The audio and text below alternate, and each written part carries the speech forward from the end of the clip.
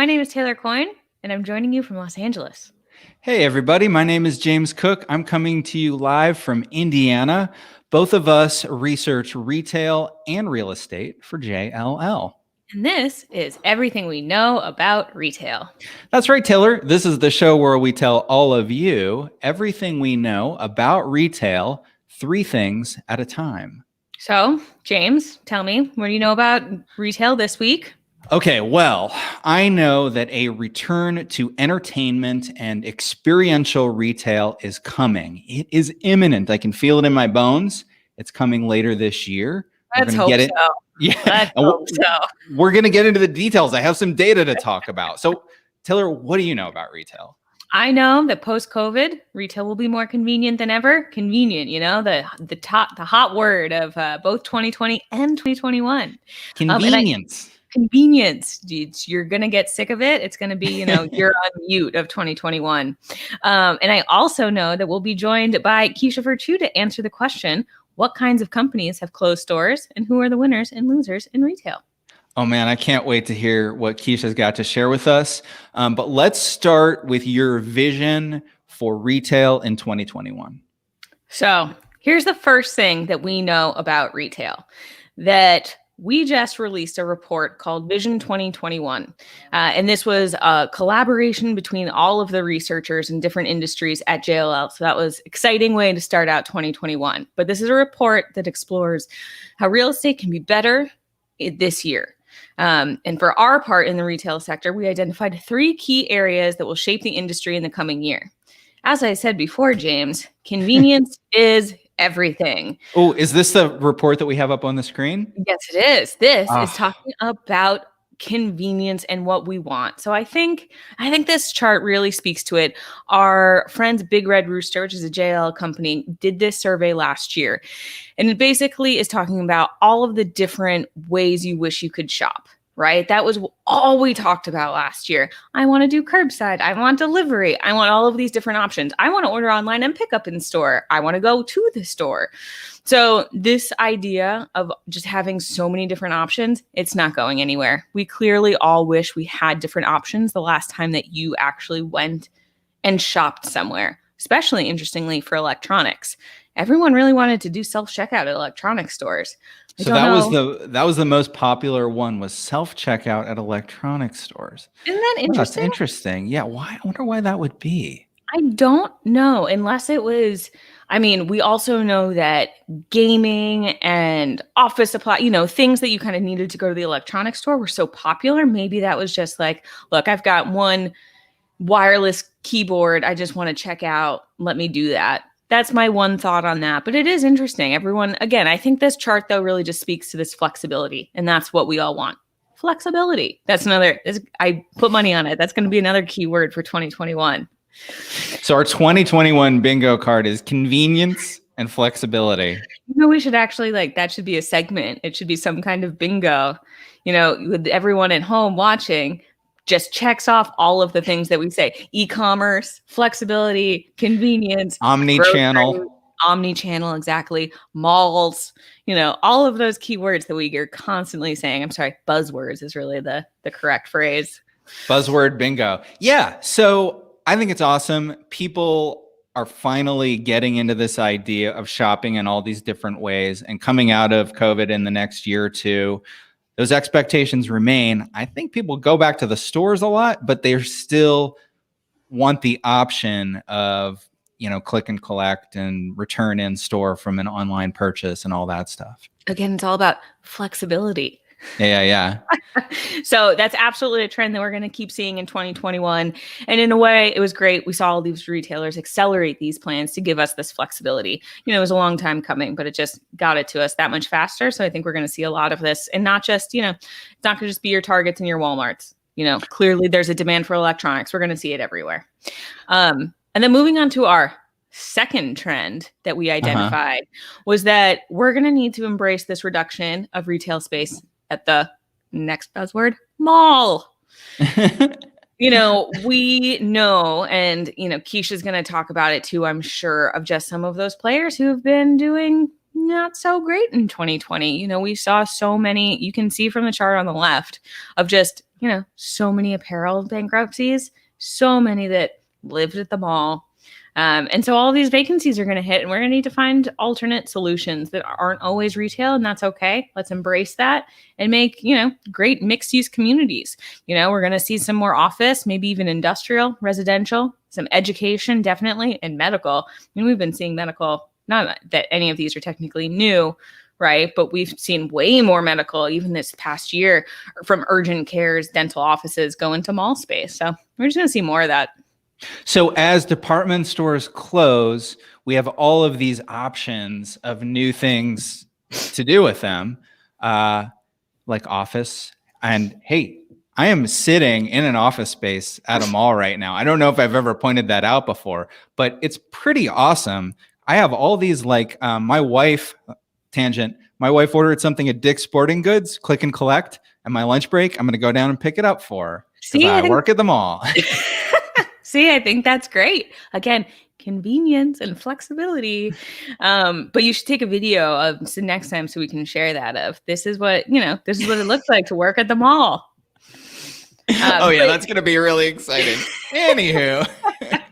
Look, just trying to give the people what they want. But part of this whole report too, that I think was really great, is that there was this cross collaboration between all of these different sectors that we focus a lot here at JLL. And I think, there is a huge office component to a lot of this. I mean, obviously all of these different sectors, but, employees are going to be seeking shorter commutes because of all of this time spent at home and how much we realize how much you gain from not commuting 60, 90 minutes every single day, sometimes more. So I think, there was this real call from the office side that malls can serve that demand for, what they're calling like 15-minute cities in the future. So where we're just linking these retail centers better linking them to business hubs and affordable apartments. And it's an exciting time. We just got to embrace it. Not saying it's going to be cheap, but we got to embrace the new, more mixed use lifestyle, which again, none of this is new. We've been seeing this and talking about all of that for a long time, but it's just going to be a little bit more in 2021. Awesome. Yeah. And the report Vision 2021, it's available at jll.com for download, and it covers all commercial real estate property types. It is a vision to the near future. And, things are going to be better in 2021 than they were in 2020. I guarantee it. Definitely. Without a doubt. So I think we've got a lot of good stuff to look forward to. And, our last trend that we talked about, which I'm only going to touch upon a little bit because I think you're really going to hit this a little bit with our entertainment making a comeback. But urban's going to make a comeback too, just later this year. This was a great chart that was done by our office counterparts of just showing. So red is the percentage of who's actually back in the office, gray being remote. So you can see when, stuff really hit the fan in March of last year. Anyone who was able to work from home did. And even when we get back to, more of a vaccine rollout, we're still going to be less than we were before. But once that demand returns, we're going to see urban retail is coming back. Lots of good things to look forward to. So yeah, based on that forecast, by the end of the year, we've got 80% of people back in the office at least a few days a week, which is great news. If you own a store in the central business district of your city, that is great news because traffic is light right now. Yeah. Yes. But I missed a little coffee hut in our office building. Right. There are little things, and they're definitely struggling. So they just need some more bodies to get down there, but it's coming. It's coming. And now I'm very excited to introduce Keisha, because it's time to, talk to her. Hi, Keisha. Hi, guys. It's a pleasure to be here. Welcome, Keisha. So Keisha is a fellow retail researcher on our team. And Keisha is going to tell us the second thing that we know about retail. So Keisha, what are we talking about? We're talking about bankruptcies? Oh, yes. I mean, first of all, I have to say the first thing I know about retail is that I know that we're happy to see 2020 in the rearview mirror. Am I right? Yeah. 100%. Also, can we add bankruptcy to our bingo page? Because that's definitely a good one. Yeah. Right. Obviously, COVID hit retail pretty hard last year, especially with the shutdowns in March. I mean, store visits, sales plummeted. And as a result, a lot of retailers just didn't have the revenue to keep going. And they ended up declaring bankruptcy and closing stores. So I think if we take a look at this chart, we'll see some of the largest size store closures for some of the major retail categories that declared bankruptcy last year. So for apparel, obviously like Ascena Retail and Taylor Loft, Taylor brands like Men's Warehouse, they closed thousands of stores combined. Department stores closed, again, hundreds of stores each for Stage Stores, JCPenney, etc. Restaurants like Chuck E. Cheese, I don't think that was very surprising, declaring bankruptcy. And again, I think we're seeing a pattern, not just among the categories that are closing, but even the kinds of retailers within these categories. We're seeing a lot of undifferentiated retail being closed. And I think what the real point here is that, okay, we know discounters are doing well. We know people are heading for what feels safe and sure in uncertain times. And we're also knowing that retailers who can still make it work, who can still make it exciting, are still hanging in there, doing pretty well. So we're seeing a lot of that middle of the road retail really head downhill. And I think that will kind of continue a little bit into this year until we see things start heading back up later this year, which I'm really excited to hear James talk about that, because I think we're all just hanging in there for that. We're all just hoping for that. If anyone could, I know we say summer, fall, but I just want yes, things will look so much better on July 25th. Right. Cool. Yeah. We should. On my calendar. We should just pick a date and just put it on our calendar, and just so we can have a countdown every week. We'll get into it. I got some stuff to share about herd immunity data. But maybe we just pick a date and we're this is the countdown. Yeah, I think so. Part of me too was just okay, let's pick a date and also just compare it to this one right now of just oh, guess how many more things I did, at least in July, even if it's not normal, of just right. I went to 3 restaurants this week and I felt good rather than nervous. Absolutely. And as we talk about restaurants, Taylor, we saw, of course, a lot of restaurants declare bankruptcy because, again, people were not heading in there. But who did really well? QSRs, fast casual. Good point. Because they really were able to pivot and push through with their drive-thrus, with their curbside pickups, with their deliveries. And they're doubling down this year, man. Talking Chipotle or Shake Shack, Chick-fil-A. I actually went to a Chick-fil-A in Atlanta where it was just amazing what they did to the drive-thru. I'm like, when did this happen? So they're really expanding that drive-thru space. Starbucks is thinking of doing some drive-thru only locations as well. So we're really going to see a push towards what? What's that buzzword, Taylor? I'm sorry. Convenience or flexibility? Yeah. Convenience. Exactly. So isn't that convenient? It's very convenient, let me tell you, especially, sitting in Atlanta, traffic, oh my gosh. Much more expanded drive-through. That was fantastic. So yeah, definitely seeing more of that. And the second thing I want to talk about is what happened in Q4 for some of our major retail stats. So what we saw was, notwithstanding this chart, we saw positive results in Q4 where net absorption, where, basically the net space of move-ins for retailers versus move-ins versus move-outs actually went up. So 3 million square feet for Q4, the first quarter in since the start of the year, we saw positive absorption. So that's huge news. The thing is that it was mostly led by general or freestanding retail. So we're not seeing that really occur yet for malls or power centers. So what the kind of movements we're seeing for discount stores, dollar stores, those with, separate boxes and that sort of thing. But I think, again, later on in the year, we're going to see some more positive absorption come through. Now, vacancies actually stayed pretty flat for Q4, 5%, stayed even. But again, there were some real differentials among the different center types. So again, we saw mall vacancies kind of head up there, power centers, neighborhood centers, but again, general and freestanding. And strip centers actually saw vacancies go down, right? So that's good news, right? And even among the malls, we're seeing a huge difference in the types of the class types that are either doing well or not doing so well. Class A malls, as we know, very strong locations, good markets, strong tenants. Vacancy has pretty much held it steady for the past quarter, and it's very low, 4.5%.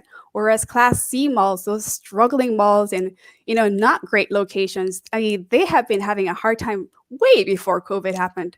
And so COVID have really just accelerated what was already taking place. We're going to see those malls bleeding anchors and basically closing and being transferred into something else or redeveloped into a different use.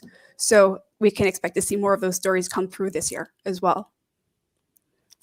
All right. And do you have, hold on a second. I think you've got one more chart that you wanted us to take a look at. What else do we have to talk about, Keisha? Absolutely. I think the whole theme of this conversation for this episode has been about a tale of two retails, really. Oh, yeah. Right? Yeah. As we said, convenient versus not convenient. I like to say essential versus discretionary.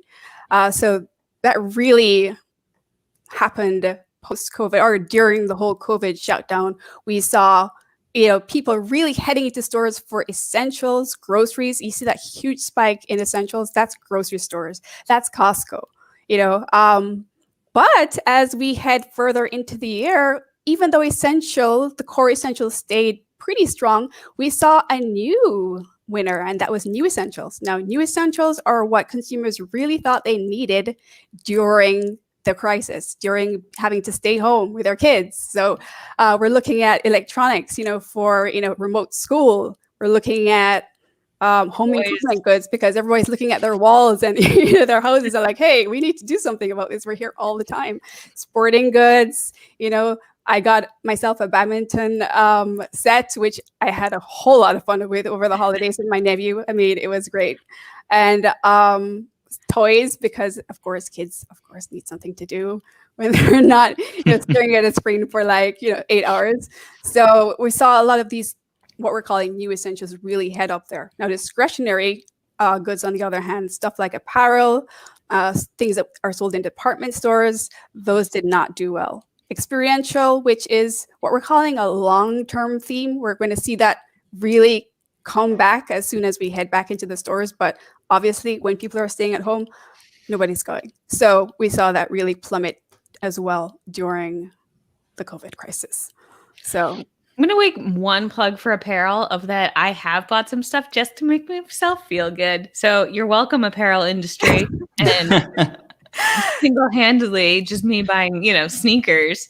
Just because, Yeah, absolutely. And I don't think athleisure is suffering at all, right? True, right. It's like I didn't buy heels. I did buy sneakers. But, they're not like running sneakers. They're just lounging sneakers to, wear nowhere, really. But it's fine. Makes me feel good. I know I have my fancy Anthro throw on, but I also have on my Target leggings, which I really appreciate during these working from home time. So yes, absolutely a balance there. Yeah. Should I talk about what I'm wearing too? Is that what we're doing now? I've got my Gorin Brothers hat on and my Banana Republic shirt. I mean, as retail experts, I would hope that we're supporting the retail industry that we talk about all the time. And then quick note that I would like to make sure that we do not put essential on our 2021 bingo. I hope essential is a word that we begin to say goodbye to. That is one that I'm good. Don't need to. I'm good. Yeah. Totally. I want to see some entertainment come up there, man. Yeah. That's great. Let's entertainment, fun, togetherness. Yes. Let all those be the words for this year. I think we're all ready. Absolutely. Well, we're going to say goodbye to Essential. Keisha, are we ready to say goodbye to you as well? Yeah. Excellent. Well, wait. Hopefully we'll see Keisha again in 2021. We're not saying goodbye permanently. Oh, no. Before you go, Keisha, give us one prediction for something that you're going to do in 2021 that you couldn't do for the past year. One thing you're like, I'm doing it.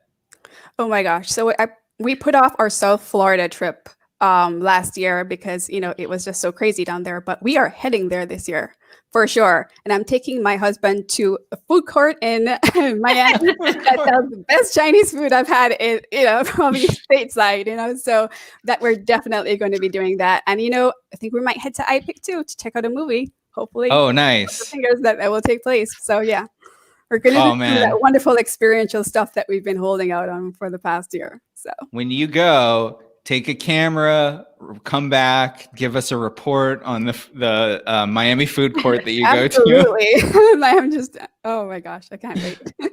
Awesome. All right. Bye-bye, Keisha. Hi, Keisha. All right, Taylor. Well, we're moving on. And here is the third thing that we know about retail.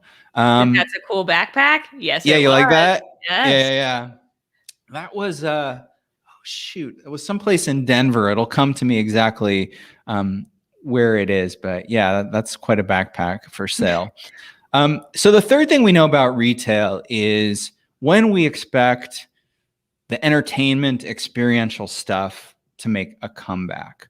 When do malls, movie theaters, we talked about Chuck E. Cheese, all of that stuff is just kind of in a bit of limbo. So the question is, when does it come back? For a July long 25th. time. July 25th. Circled it on my calendar already. We're good. Segment over. Got it. All right. So I was doing some research and came across one scientist that works, a data scientist that works in machine learning at MIT. He has a daily model. I like the model he uses because every day he updates it with the latest information on vaccines, on immunizations, just all the stuff to come up with a forecast for herd immunity. So we are in January 2021. As we can see, most of our immunity right now is that purple area of people who've already been infected. For the purposes of this, we're assuming that if you've been affected, you have some immunity, right? So if we flash forward to May, we're starting to get up there, but really it looks like July and into August is I'm the sorry, point. was it July 25th? It might be. Let's just say that. Let's just say that. Scientists have told us that July 25th is the day that everything is awesome again. So, for me, it just gives me a sense. Write that down, July 25th. That's our countdown. For me, it just gives me a sense of, okay, mentally, this is when we see some opening. Clearly, it's not going to be like one day, everything gets awesome again. But by that point, we should have seen some major change. Like you and I will have, according to that chart, you and I will have had our vaccines. But in my mind, worst case scenario, I've got my appointments, or maybe I've had the first one, but I haven't had the second one yet. As long as I'm on this course, I'm feeling good. Right. And then I think that the knowledge that when you're going to get it, or even maybe people like you, friends that aren't essential workers, that aren't teachers, who people have started to get it, who aren't some of those priority groups, then you're like, okay, it's happening. This is truly Right. the big general public that makes you feel good, makes you feel like there's been progress. Yeah, absolutely. So according to today's forecast, by July, we've got 36% vaccinated, 34% immune from infection. Add them up, you get 70%, which should be, according to most people, what we need for herd immunity. So that is the time where people go to the movie theater, people go to Dave & Buster's. We finally meet up at the bar to have our craft beer experience. Which somehow I have to pay for. Ridiculous, but it's fine. That's okay. That's okay. So the question is, can all these folks hold out? I think they can. I think that, well, unfortunately, a lot of them have filed for bankruptcy. So that's how they're dealing with holding out until then. The big one I was worried about was AMC. The AMC story was really a story of highs and lows. That movie theater chain in 2019, they had their record high for revenue. And in 2020, they closed every screen. And they were saying for a while they didn't have enough cash to make it through. And they were just kind of like, we might not be able to be a going concern much longer.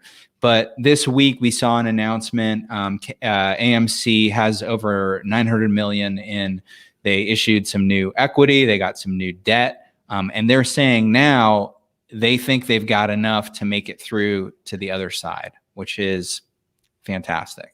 Yeah, especially, even if you're not following the movie theater to the detail that you are, you all know that like James Bond, I mean, Wonder Woman, yes, is now streaming, but James Bond, obviously biased. That's the one that I'm waiting for. But, Me too. all Yeah. of these huge blockbusters, they were just like, no, we're going to hold off. No, we'll hold off a little bit more and we're going to keep holding off. And then obviously some, it's a mixed bag. But again, we've all seen these announcements of movies that you were excited for that you just didn't get to see in the theater or see at all.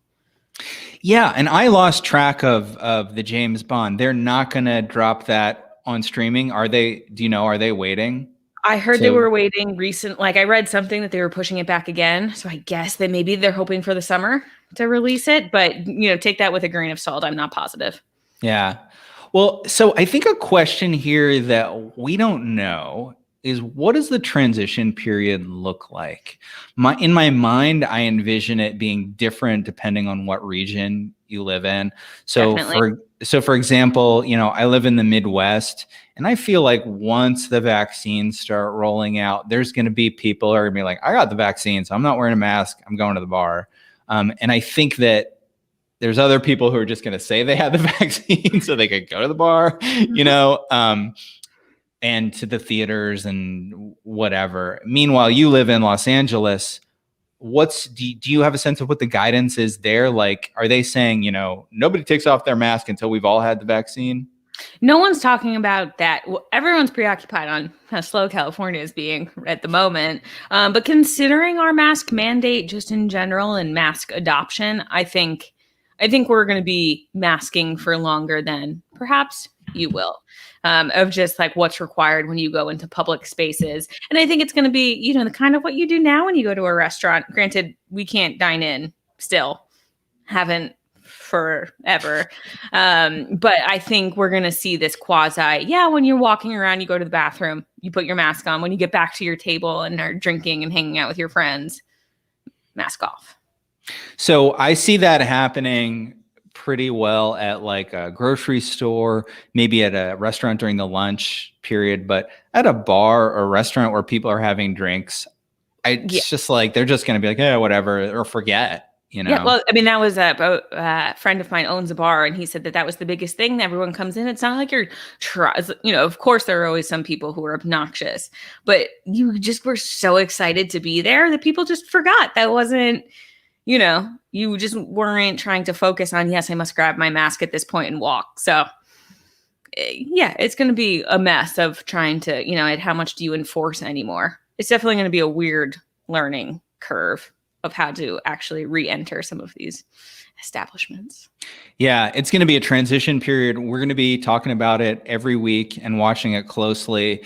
And as it happens, we're going to be talking about it by different regions, and kind of breaking it out there. But Taylor, it's time for plugs. Do we have anything to plug? Well, of course we do. Always. All right. Well, the first thing I want to plug is our podcast. It's called Where We Buy. Every week we talk about different retail topics. Last week we talked to analyst Sucharita Kodali from Forrester. This week we're talking to a person whose name totally escapes me. Taylor, I do so many of these podcasts. I should have written it down, but I didn't. So another excellent episode.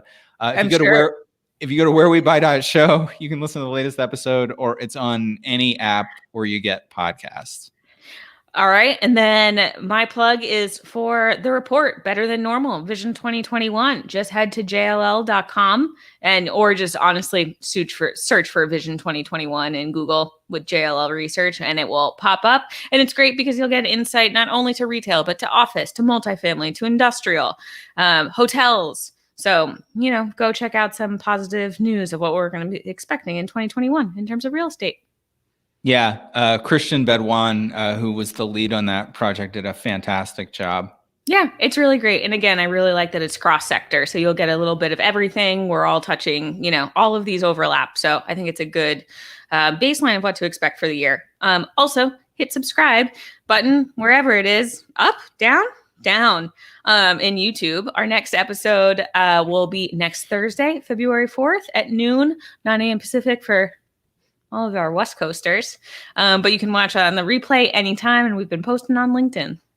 Taylor, I've been told that when you hit subscribe, there's also another button you can hit so you get an alert when we post a new video. So also click on that, fellow viewers. Click on all of the things. All of the buttons. All right. Well, Taylor, wait for it. Taylor, what else do you know about retail? Well, I know a lot, but I'll have to wait and tell you all of it next week. Ah.